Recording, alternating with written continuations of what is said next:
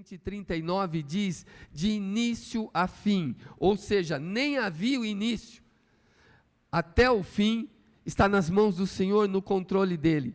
Ele diz que ninguém pode fugir da sua presença. Se eu subir ao céu, ele está lá, não dá para se esconder dele no céu.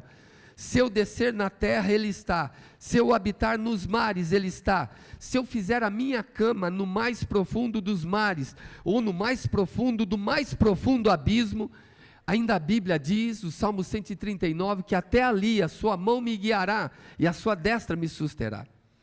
E se eu de alguma forma disser, eu quero me esconder dele, e eu apelar para as trevas, o Salmo 139 ainda diz assim: se eu pedir, se eu orar, se eu disser, ocultem-me as trevas, torne-se em noite a luz que me rodeia, que me circunda.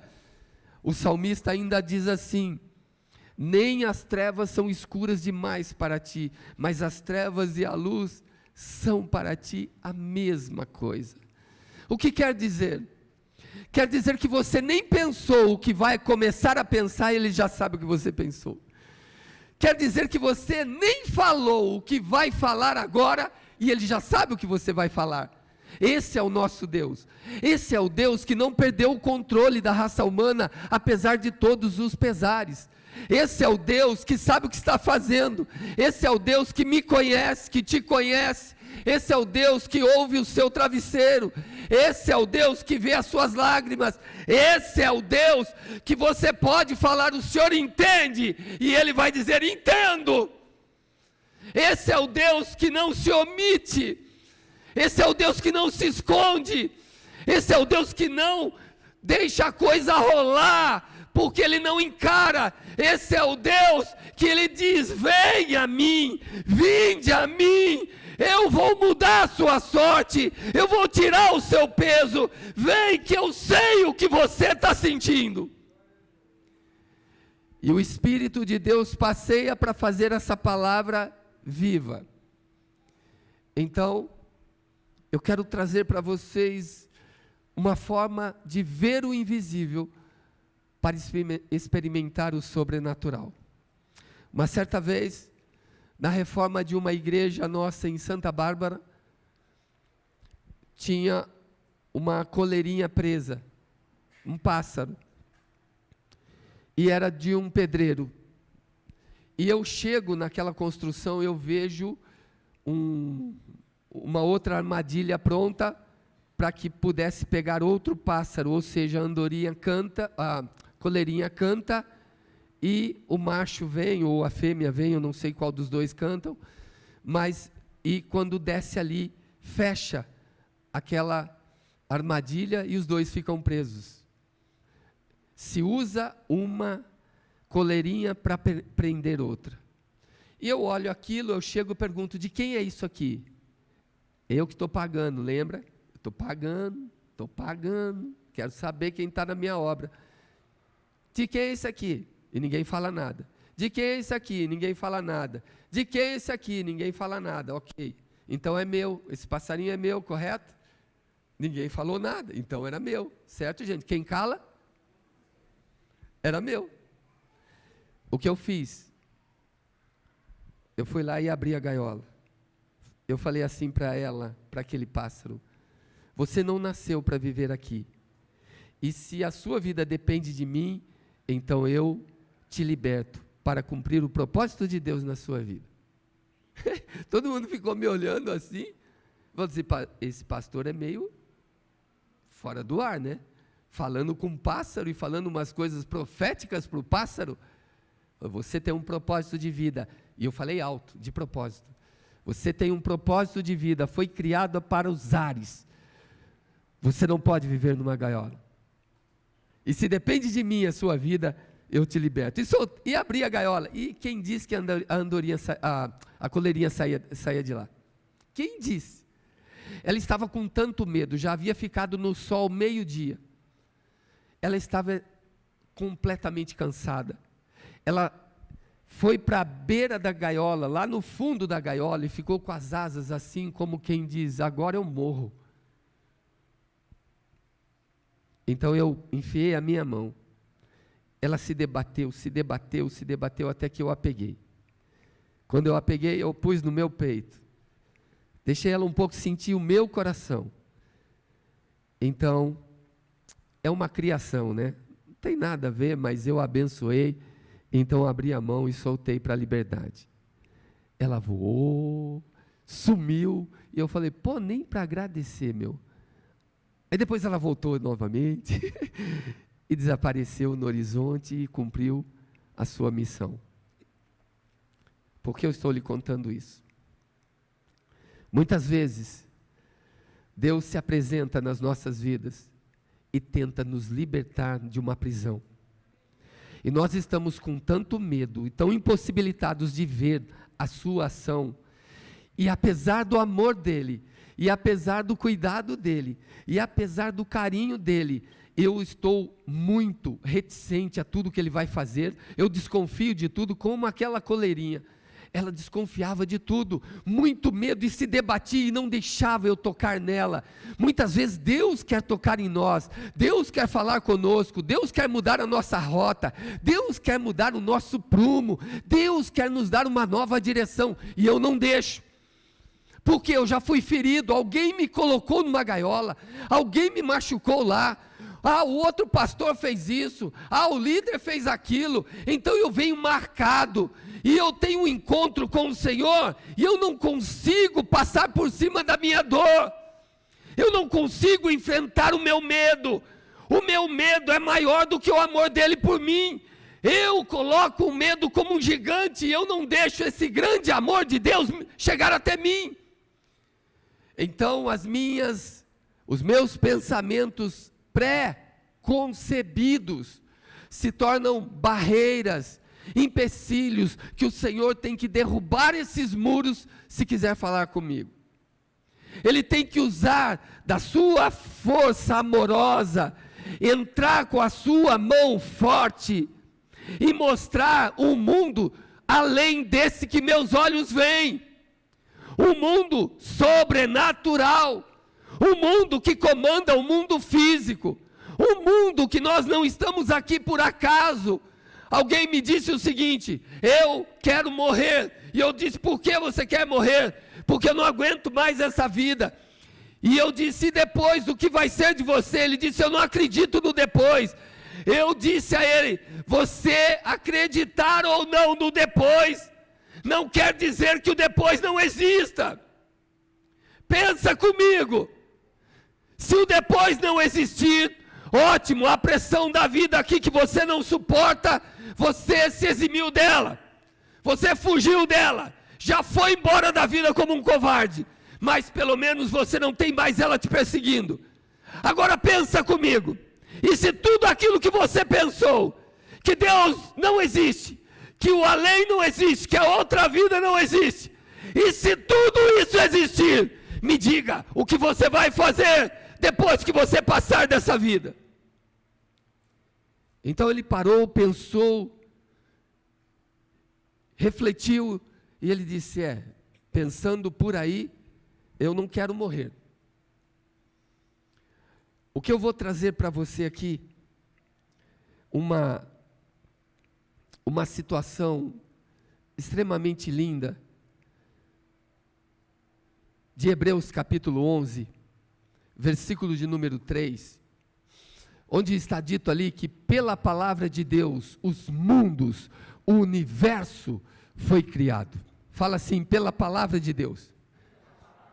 Nós achamos que o universo veio de um Big Bang, de uma explosão, e nós começamos a entender que essa explosão, pela palavra de Deus, foi só a voz de Deus, porque a Bíblia diz que a voz de Deus é como voz de trovão. A Bíblia diz que pela fé, fala pela fé, não é pela ciência, nem é pela geografia, nem é pela matemática, é pela fé, não são cálculos exatos, é pela fé. A Bíblia diz que os mundos foram criados, que o universo foi criado pela palavra de Deus, de maneira que aquilo que é hoje visível, eu toco, eu sinto, eu gosto, veio a existir daquilo que é, fala, invisível. Quando você lança a palavra é você não vê a palavra, amém? Mas você vê a ação da palavra produzindo.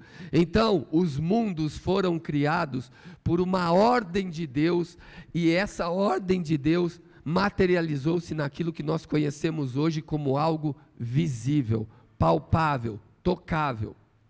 Mas não para aí. O livro de Hebreus é um livro extremamente cheio de segredos. No capítulo 11, verso 8, está dito ali que, pela fé, Abraão, sendo chamado por Deus, ele sai e obedece a Deus.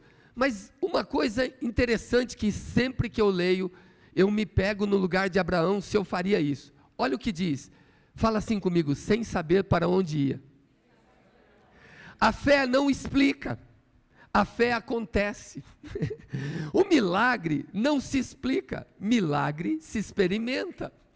Ele sai, Deus faz uma promessa a ele, e ele sai sem saber para onde ir. Me diz, irmão, me diz você que me ouve, você já saiu de casa sem saber para onde ia? E se eu falar para você amanhã, 10 horas da manhã, saia de casa, você vai perguntar a mim, para onde? E se eu disser, não sei, só saia de casa e ande, você anda? Deus falou assim, Abraão, vai, eu vou te prometer uma grande nação, uma terra que mana leite e mel, povos sairão de você, mais numerosos que a areia e mais numerosos que as estrelas do céu, apenas obedeça. E a Bíblia diz que ele saiu, fala comigo, sem saber para onde ia. Se você pegar alguém que tem GPS hoje, fala, loucura, sabe? Hoje tem GPS, sem saber para onde ir, mas não para aí. Fala que no verso 13, o capítulo 11, verso 13, todas as pessoas que obedeceram a Deus no passado, olha outra palavra, todos eles morreram, fala assim comigo, na fé. Às vezes você está aqui em Limeira e nem sabe que é pela fé. Você fala, não, eu não sei por que eu estou aqui. Sabe, olha lá. Todos esses morreram na fé, sem terem recebido as promessas, mas vendo-as, fala assim, vendo-as de longe. Gente, espera aí, uma pausa aqui de entendimento. Pausa de entendimento é essa, um povo que não tinha leitura, um povo que não tinha discipulado, não tinha curso, não entendia de Deus, não sabia de Deus, não tinha Bíblia. Como é que eles conseguiam ver de longe algo que era pela fé? Como é que eles conseguiam crer em algo sem ter algo em que se inspirar? De repente, você vai entender de maneira mais simplificada se eu falar isso para você. Irmão, pense numa flor dessa azul. Você pensou? Foi fácil? Porque você usou uma flor como referência. Agora, como esse aí consegue ver algo que nunca viu referência? A Bíblia diz, vendo-as de longe, e crendo nelas, e abraçando-as, tomando para si, e confessando que iam morar lá, mas eles nunca viram lá. Quer dar nó na cabeça? Vai para o verso 27, capítulo 11 de Hebreus. Ali, estamos falando de Moisés agora. Moisés não quer ser o próximo faraó do Egito. Faraó dominava a terra, dominava o mundo. E o verso 27 diz que, o 25, 26, diz que ele abandona o Egito. Diz que ele foge, ele vai embora. Ele se recusa a ser chamado de príncipe do Egito. Ele se recusa a uma fortuna. Ele recusa-se a ser um bilionário naquele tempo. Ele recusa-se a ter um harém de mulheres. Ele recusa-se a ter todos os carros, Rolls Royce, Mercedes, tudo que você pensar de carro bom, tinha naquele tempo ali para o faraó. Ele se recusa, ele recusa tudo isso, e diz o verso 27, pela fé, ele deixa o Egito, não temendo a ira do rei, porque ele ficou firme, como alguém que vê o invisível. Um dia, Jesus chegou para Tomé e disse assim: toca aqui nas minhas mãos, toca nos meus pés. E Tomé toca, se prostra, pede perdão e fala: Senhor meu e meu Deus. E ele diz: Tomé, porque tu vistes, crestes. Bem-aventurado o povo da Igreja Cristo Salva, no ano 2020, que nunca me viram, mas creem em mim. Como é que você crê? Fala assim comigo: vendo o invisível.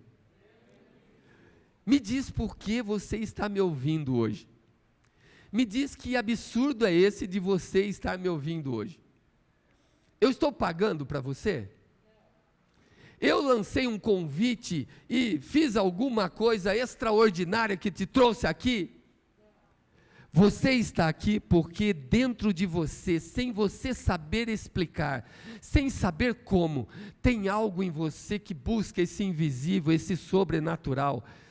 Nenhum índio ouviu de Deus, ele adora a lua, o céu, as estrelas, o mar, os rios, a mata, a cachoeira. Por que ele adora? Porque dentro dele, Eclesiastes diz que Deus colocou a eternidade no coração do homem, e o homem busca a eternidade, o homem quer a eternidade, e você pode gostar dessa ou daquela religião, escolher essa ou aquela, mas a realidade do mundo espiritual é notória, não tem como fugir. A palavra do Senhor diz que nós buscamos um sobrenatural em todas as áreas de nossas vidas. Nós queremos um socorro extra, nós queremos uma aparição extra, nós queremos uma mensagem extra, nós queremos uma ajuda extra, nós queremos uma direção extra, alguma coisa que venha de alguém maior do que eu, melhor do que eu, mais poderoso do que eu. E eu vou dizer a você, isso se chama fé. É Deus falando no seu interior. Porque quando não havia Bíblia, quando não havia palavra, Deus ainda falava com o homem como? Através da consciência. Deus falava com o homem na consciência. Depois que o homem recebeu a palavra, Deus agora fala pela sua palavra. Mas antigamente ele falava na consciência do homem. E o homem sempre buscou a eternidade. O homem sempre buscou esse sobrenatural. O homem sempre procurou ver o invisível. Alguns veem o invisível num pedaço de gesso. Alguns veem o invisível num crucifixo. Outros veem o invisível num quadro. Outros veem o invisível na imagem de um Deus, metade homem, metade animal. Mas existe aqueles que vão ver o invisível dentro deles. Para estes, a fé está brotando, jorrando, tem alguma coisa, um poço ali em ebulição, a água está fluindo, e ele não sabe só organizar a ideia e o que pensa, mas ele sabe de alguma forma que Deus existe. O texto diz assim, 2 de Reis 6,15, o jovem sai, e ele diz assim: ai meu Senhor, acabou a nossa vida, acabou a nossa história, porque ali, quando ele se levanta, está tudo cercado, está tudo dominado, está tudo acabado. Meu Senhor, eles vieram te buscar, eles vieram te pegar.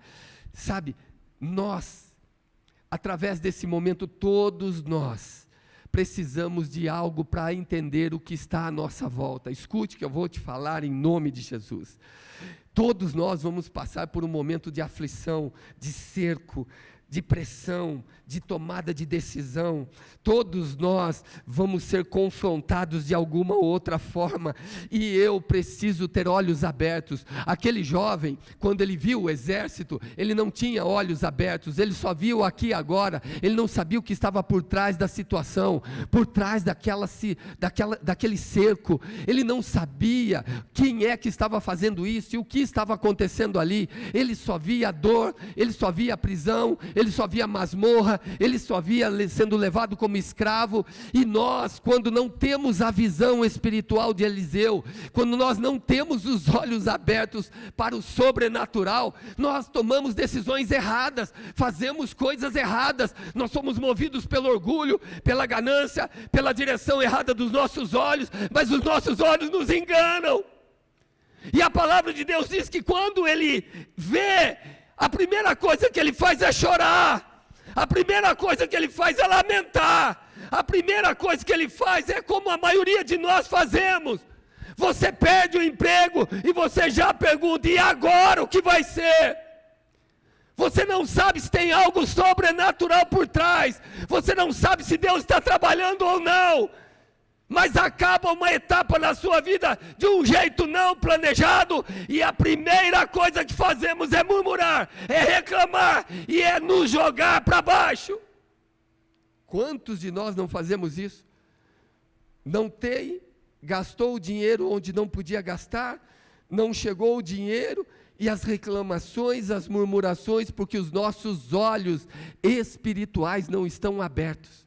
Escute, o segredo vai muito mais além do que palavras. Havia uma mulher no Rio de Janeiro, e eu vou contar isso para vocês com dor no coração.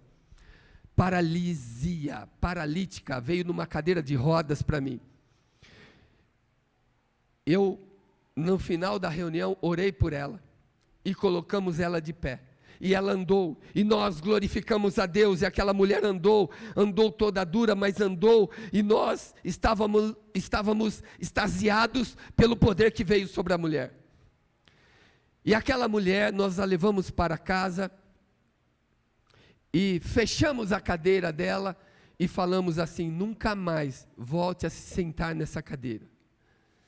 Mas no dia seguinte ela me liga, e eu pergunto: como a senhora está? Eu estou bem, glória a Deus, aleluia, pulando toda a história, estou muito bem, dormi bem, não tenho dores no corpo, estou andando, Deus é fiel, Deus é maravilhoso. E a gente glorificou a Deus juntos no telefone. Ela disse: pastor, eu preciso de um favor seu. Pois não, amanhã eu tenho perícia no INSS, eu estou andando. Se eu for na perícia andando, eu perco o meu seguro, a minha ajuda. Como chama lá? Auxílio, né? Benefício. Eu perco o meu benefício. Eu disse: mas você ganhou a sua saúde, que vale muito mais que o seu benefício. Ela disse: eu sou uma mulher sozinha, eu não tenho recursos. E eu disse: irmã, presta atenção que eu vou te falar como palavra de Deus. Não sente nessa cadeira. Se você sentar nessa cadeira, você não sairá mais dela. Tente ver o sobrenatural. Tente ver o invisível. E eu falava para ela: em nome de Jesus, entenda que o Deus que te tirou da cadeira de rodas é poderoso para te sustentar no meio da sua geração. Não sente nessa cadeira. Abra mão do dinheiro, porque o Deus que te curou vai suprir cada uma das suas necessidades em glória por Cristo Jesus, nosso Senhor. Fiquei desesperado. E ela foi 10 horas da manhã para a perícia. Foi sentada no carro do lado do passageiro e levou a cadeira junto. Ela não foi na cadeira, mas antes de entrar, ela se senta na cadeira para entrar com cadeira de rodas na frente do médico. 4 horas da tarde ela me liga, dizendo que não conseguia andar mais, que não sentia mais da cintura para baixo, para eu orar por ela novamente. Eu disse: o que você fez? Eu fui até lá e eu não podia ficar sem esse dinheiro. E eu disse: você ficou com o dinheiro, mas ficou sem a saúde. Eu quero que vocês comecem a entender o mundo O mundo espiritual é vivo, é ativo. Ninguém cai num precipício porque quer. Ninguém erra porque quer. Ninguém se destrói porque quer. Ninguém entra para o mundo das drogas só porque quer. Não, existe uma indução, existe uma sedução, existe um poder sobrenatural que nos leva a cair, e depois ele nos ajuda a permanecer caídos, ele nos incentiva ao vício, e nós vamos mergulhando ali, mas houve um poder sobrenatural, e se nós não tivermos essa visão, nós não vamos conseguir sair daqui ilesos. Todos nós temos um destino, é o céu. Quando o moço chega para Eliseu, diz assim: ai meu Senhor. A primeira coisa que você faz na vida é reclamar. A primeira coisa é achar que o outro é melhor que você. A primeira coisa é achar que o outro é maior do que você. A primeira coisa é achar que o outro é mais forte do que você. E você não se desafia a romper com essa situação de vergonha. E vai vivendo igual um repolho. Quanto mais aumenta, mais tem que jogar fora. Olha o que a Bíblia diz. E orou Eliseu, o verso 6, o capítulo 6, verso 17 diz: e orou Eliseu e disse: peço-te, Senhor, que abras os olhos desse moço para que veja. Sabe qual tem sido a minha oração para a nossa igreja? Que abras os olhos dessa igreja para que veja o potencial, o poder, a graça de Deus, a condição que Deus já deu a você. Muitos de nós estamos vivendo como aquela coleirinha dentro da gaiola, e amedrontados, esperando só a hora da morte. Escute, sacode o jugo, faz como aquela história que tentaram enterrar o cavalo que caiu dentro do poço, e todo mundo jogando pá de terra dentro, sobre ele, e a pá caía na cabeça, nas costas do cavalo, e o cavalo sacudia cada vez que caía, até que jogaram um caminhão de terra no poço. Então o cavalo saiu, todo mundo pensou que havia enterrado, mas o cavalo entendeu o segredo. Ele sacudia a terra, e a terra virava um lugar para ele pisar, se apoiar, se levantar e sair do poço. Tudo que tem acontecido na sua vida, se você tiver visão de quem você é e do sobrenatural, de que o Deus que está com você é maior do que todos, é acima de todos, é Senhor de todos, não há nada que deixe você no chão. Muito pelo contrário, quando o inimigo vier te jogar no chão, você vai sacudir a poeira, vai pisar em cima, vai virar a estrutura da sua vitória, porque o seu Deus te colocou para vencer. Seu Deus te fez vencedor. Quem aqui não vai viver crise? Quem aqui não vai viver um tempo de separação, de dor? Um tempo que o filho rebelde diz: não quero mais morar na sua casa, pai. Não quero mais morar na sua casa, mãe. Um tempo onde o inimigo vem e nos cerca. Um tempo de queda, de vergonha. E eu vou dizer como Eliseu vivia. Eliseu vivia cada dia o seu milagre. Você quer saber como que é que nós somos vencedores? O Salmo 32, 8. O salmista diz assim: olha, não seja como o cavalo e nem como a mula que não tem entendimento. Eu vou te instruir, eu vou te ensinar o caminho que você deve seguir. Agora presta atenção, eu não vou contar a sua vida inteira não. Eu vou te instruir, fala comigo, dia a dia. Tendo-te sob as minhas vistas. Todo dia eu vou me encontrar com você, como ele fazia com Adão na viração do dia.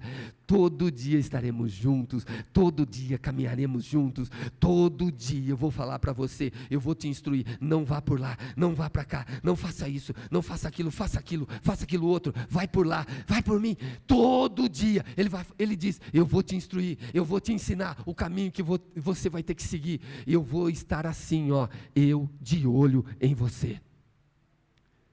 Se você é do Senhor, essa é a nossa história.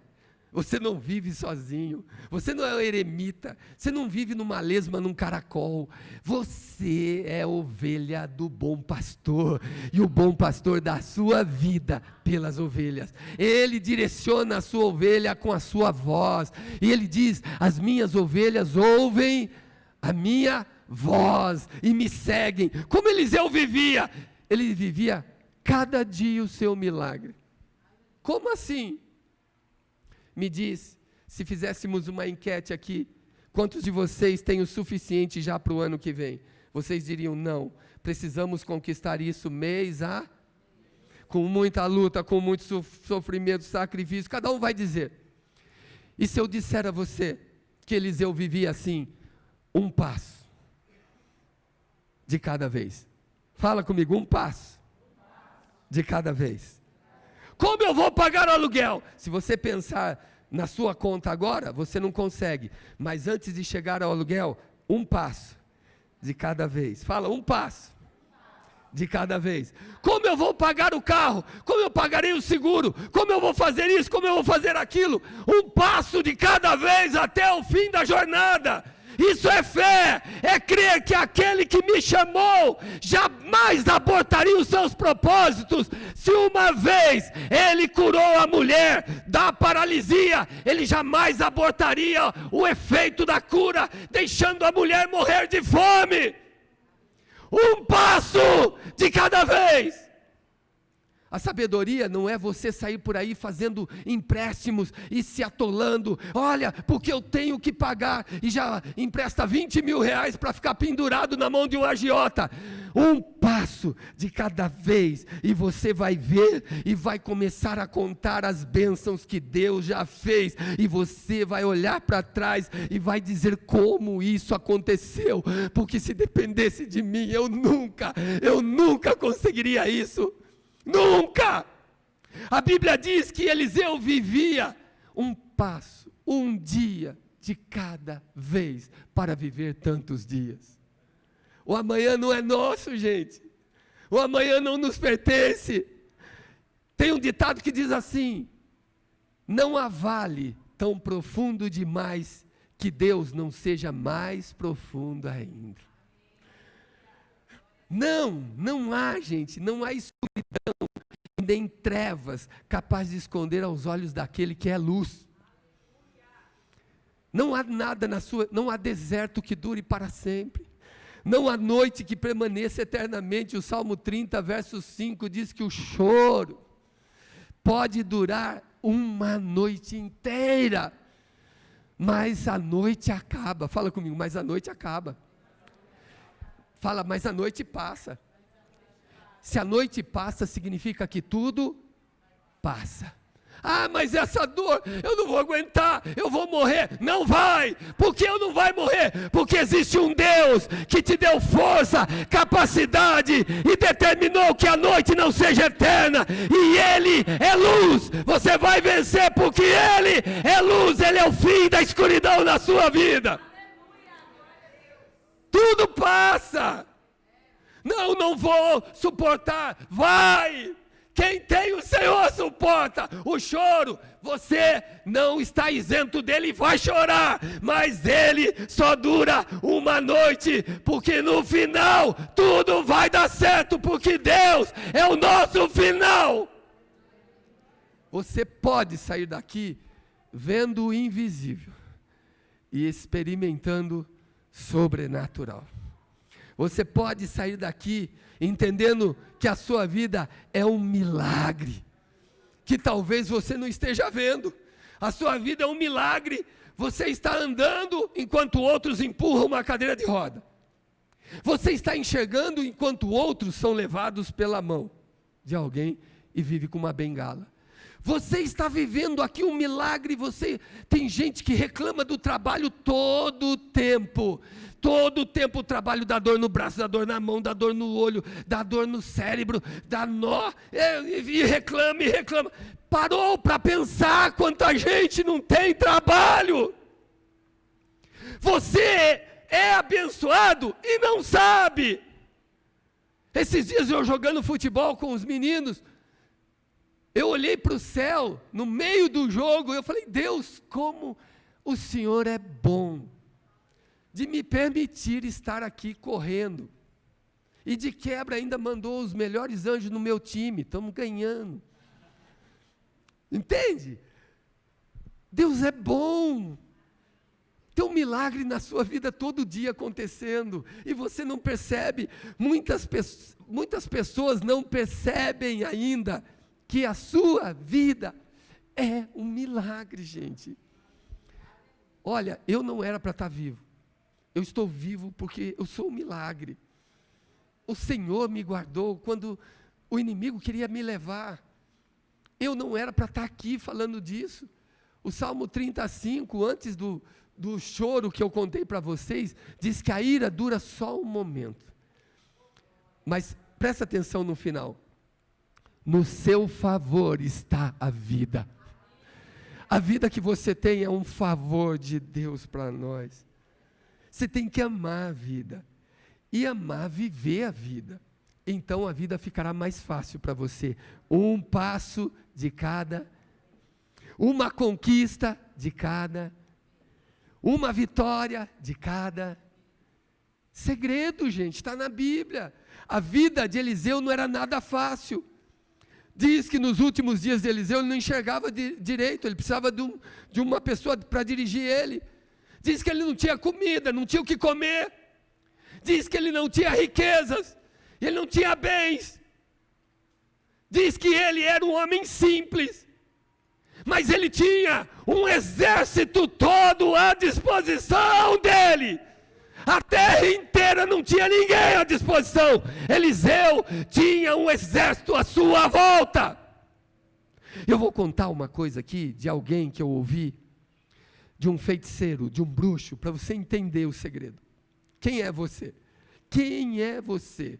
Quem é você, murmurador? Quem é você, reclamador? Quem é você que acorda cansado, acorda triste, acorda amaldiçoando, acorda não sendo o avesso da glória de Deus, não recebendo a vida como presente, mas recebendo como peso? Eu vou dizer quem é você. Quem sabe você muda. Num testemunho de uma pessoa que é um bruxo, um ex-bruxo, graças a Deus que se converteu, ele conta que ele encontrava as pessoas que faziam mal a ele fazia as oferendas, os sacrifícios, e essas pessoas eram tomadas de uma dor incurável, ou de uma doença incurável, até morrer, ou então um acidente acontecia, e levava e ceifava a vida, e todas as pessoas que não se davam bem com ele, ou não faziam o que ele queria, esse bruxo tinha êxito e poder sobre eles. Um dia, ele entrou num confronto com o povo de Deus, e nesse confronto ele lançou todos os feitiços, fez toda a obra, e nada aconteceu com aquele povo. Então ele começou a questionar e saber por que não pegava neles o feitiço dele, que era um feitiço de morte. Então os olhos espirituais dele foram abertos. Os seres, os demônios, os que trabalhavam para ele, disseram assim: contra este povo, nós não podemos com eles. E não explicavam por quê. E ele não sabia também. Então abriram os olhos espirituais dele. E ele viu, e ele conta no testemunho dele, que ele viu pessoas sem o Evangelho, sem Jesus Cristo, sem a marca do Espírito, sem o céu na terra, eram pessoas desprotegidas, e ele podia destruir, pessoas que tinham a marca do sangue, a glória de Deus, o céu descendo aqui na terra, eles andavam, e tinham dois seres gigantes de luz ao lado deles, e ninguém podia chegar, nem mesmo os demônios sob comando dele. Ele disse assim: eu vi seres que eu não consegui olhar para eles, de tão poderosos que são. Você que levanta mal-humorado, entenda quem você é, pelo amor de Deus. Mais são os que estão conosco, maior é o que está em nós do que aquele que está no mundo. Ele falava assim: ai meu Senhor, meu Senhor. Sabe, gente, No capítulo 5, 6 de 2 Reis, fala que Eliseu vivia de milagre em milagre. Nós estamos falando de um milagre, mas antes desse capítulo teve outro milagre. O pessoal estava cortando lenha para largar as tendas, aumentar a casa, o machado sai do cabo e cai no rio. E aí vão para Eliseu e falam assim: ai, meu senhor, era emprestado. Olha o povo de Deus vivendo de empréstimo. Era emprestado, e agora o que eu faço? Era emprestado, e agora o que eu faço? Eliseu pega uma vara, joga na água e o machado flutua. Eliseu vivia de milagre, hein? Às vezes você está vivendo de empréstimo. Está tudo muito difícil. Está tudo muito complicado. Mas eu venho aqui da parte de Deus te dar uma palavra. Levante sua cabeça. Pode olhar para o céu, que você não está sozinho. Nunca esteve, nunca estará. Tem alguém cuidando de você, tem alguém olhando por você. Ele sabe exatamente o que acontece na sua vida no tempo de crise, no tempo de dificuldade, no tempo de cerco, no tempo de perigo. Ele sabe, ele vai enviar socorro, ele vai enviar ajuda, ele vai enviar livramento. É só você crer, é só você não ser um servo de Eliseu, e sim um Eliseu. O servo só vê a tragédia, a dificuldade, porque ele é inferior ao seu mestre. O mestre vê o que está à sua volta no mundo espiritual, e é isso que você tem que aprender a comandar. Deus nos colocou como, fala, cabeça, e não cauda. Fala assim, por cima. É lá que Ele quer o povo dele, não por baixo, mas para que eu alcance esse topo, e eu possa comandar, e eu possa encabeçar, dirigir, direcionar, eu tenho que estar com a visão espiritual aberta, senão eu tomarei decisões erradas. Entendem isso, sim ou não? O texto diz que todos nós vamos passar por crises, cercos, dificuldades, mas a Bíblia diz também que se nós abrirmos os nossos olhos espirituais, vamos descobrir que não estamos sozinhos. Aí você diz, hoje eu não vou vencer. Quem disse? Quando você disse isso a última vez, foi o ano passado. Olha você aqui. Diga assim, Deus é comigo. Ainda que você não veja, Ele é com você. Ainda que você não saiba, Ele é com você. Gente, eu vou correr para a gente terminar. Olha lá, todo mundo feliz agora. Ó. Galera, eu vou terminar. A palavra do Senhor diz no verso 15, que na crise, guarda isso, na crise, todos procuram o homem de Deus. Na crise, todo mundo vai atrás de quem for Eliseu.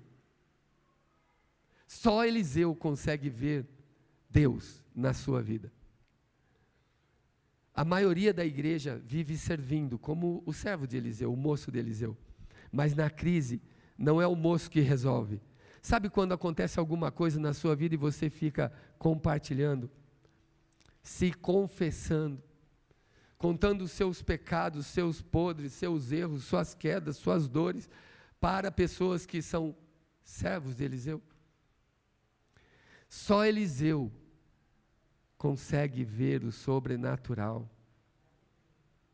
Cuidado com quem vocês se aconselham, para que amanhã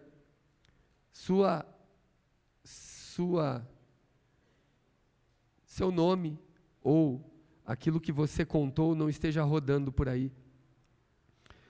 Eu aprendo que todo problema que chega na nossa vida, se eu não vencer, escute, ele permanecerá vivo dentro de nós.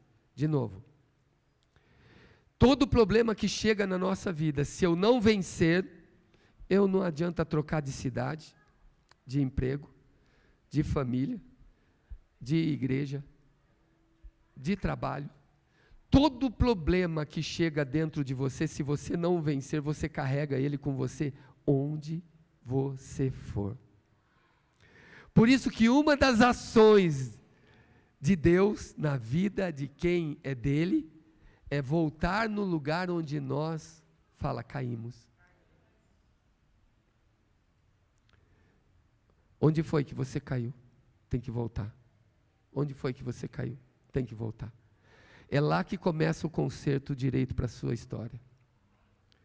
Ah, mas eu não tenho vergonha de fazer isso. Enquanto você tiver vergonha, o problema está aí. Você tem que vencer.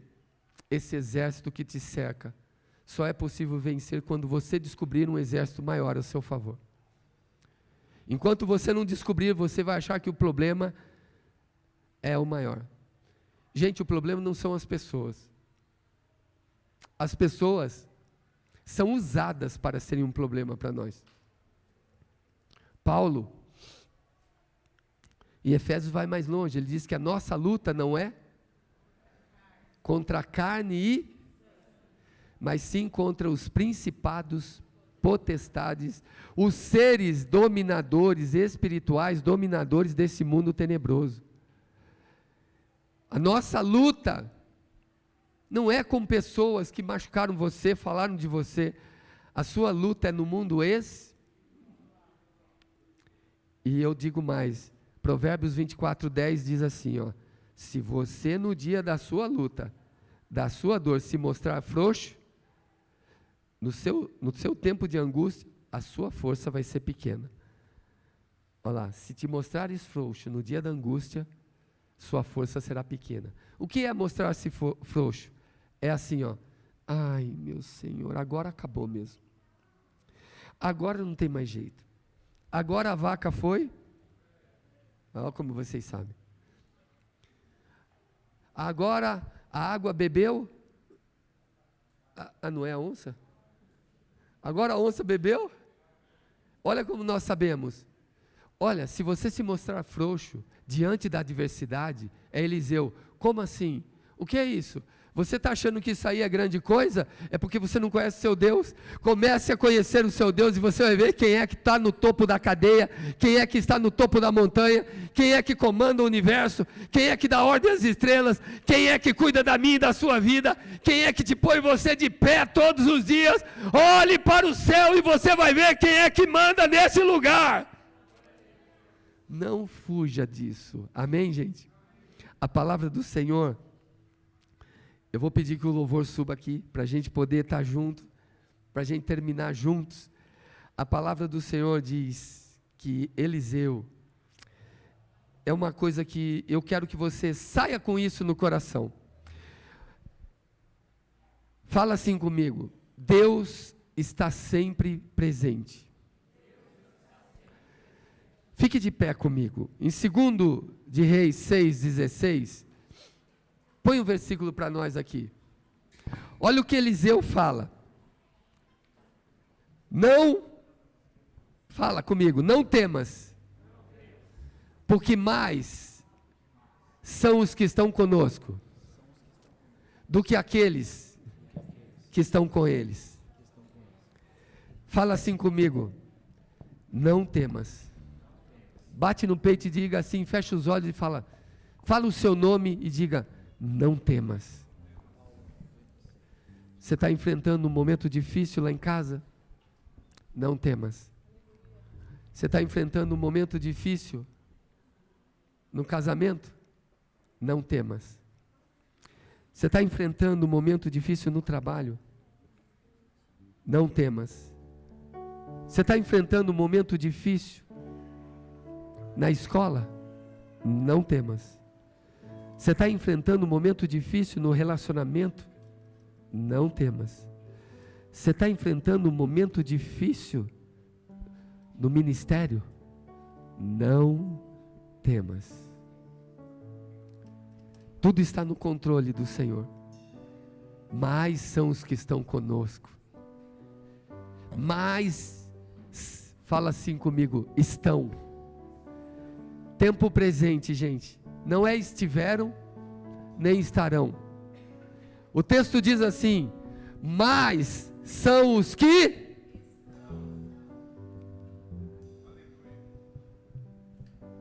Deixa eu falar uma revelação para você. Isaías 48 diz assim, seca-se a erva e caem as flores, mas a palavra do nosso Deus permanece para... Então guarda isso. A palavra de Deus permanece para sempre. Jeremias 1,12 diz assim: viste bem, Jeremias, porque eu velo sobre a minha palavra para cumprir. Escute, vamos ligar. A palavra dura para... E ele, quando ele fala velo, ele diz assim: eu exerço vigilância sobre a minha palavra para... Então quer dizer que Deus está vigiando a sua palavra para que ela possa se cumprir. Então de novo, liga comigo. Primeiro, a palavra dura para sempre. Depois ele exerce vigilância para cumprir, ou seja, Deus cumpre a sua palavra. Depois, Malaquias 3,6 diz: eu, o Senhor, não mudo. Diga, Deus não muda. Então nós temos aqui, olha só, palavra que dura para sempre, permanece para sempre. Deus vigia a palavra dele para que se cumpra. Em terceiro lugar, ele não muda. Amém? Em quarto lugar, Mateus 28,18 diz assim o final dele: eis que estou convosco todos os dias, até a consumação dos séculos. Eis que estou com todos os... E é por isso que eu dou poder a vocês. E Colossenses 3,3 diz assim, ó: porque morrestes, e a vossa vida está escondida com Cristo em Deus. Você não entendeu ainda? Bem suave aqui. Liga tudo agora, você vai ver qual foi a mensagem de hoje para você. A palavra de Deus permanece para... Deus vela a sua palavra para a... Então ela permanece e nada vai faltar. Depois, Deus nunca muda. Então Deus não muda de ideia. Se a palavra permanece, Ele exerce vigilância para cumprir, e Ele nunca muda. Ele diz: então agora entenda o que está acontecendo com você. Você nunca está sozinho, porque eu estou contigo até o fim da sua história. Ele disse: eu vou com você até o final. E mais, Ele disse: porque a vossa vida... Sabe por que o inimigo não pode tocar em você? Sabe por que ele não pode destruir você? E sabe por que ele não pode jogar você no chão e pisar em cima? Porque Colossenses 3,3 diz: você morreu para Ele, vive para mim, e a sua vida agora está escondida comigo no meu Pai. Você nunca está sozinho. Não é porque alguém te abandonou que você ficou sozinho. Você nunca está sozinho. Aquele que é o Alfa e o Ômega, o princípio e o fim, aquele que tem todo o poder em suas mãos, Ele é comigo e com você.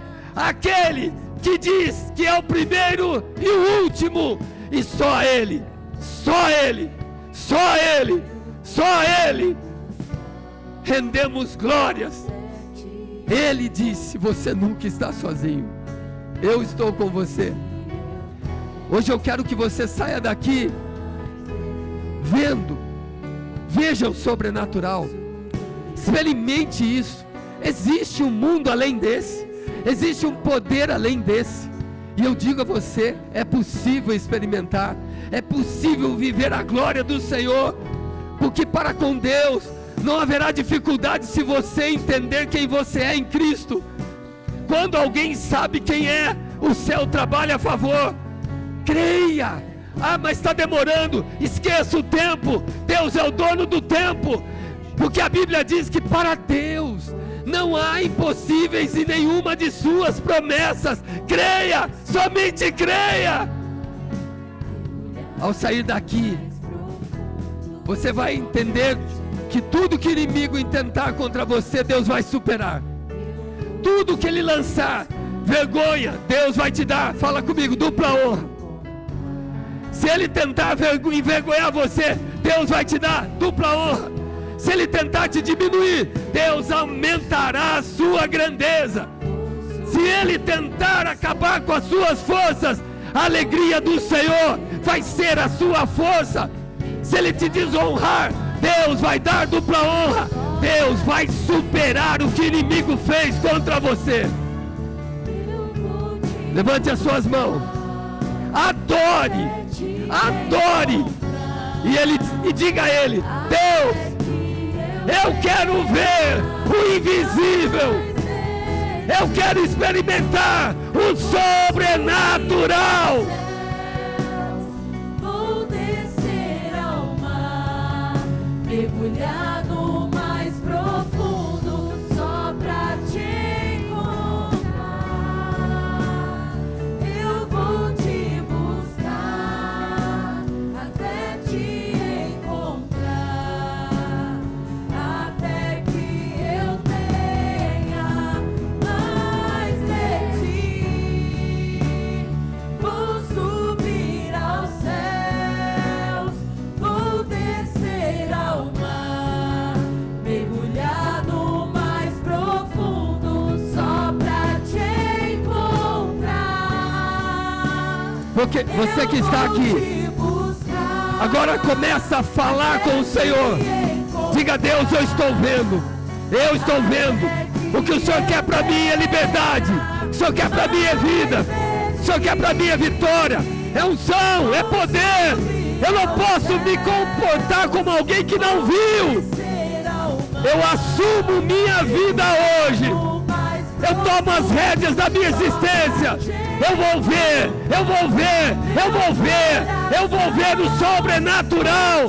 A minha vida vai acontecer o extraordinário.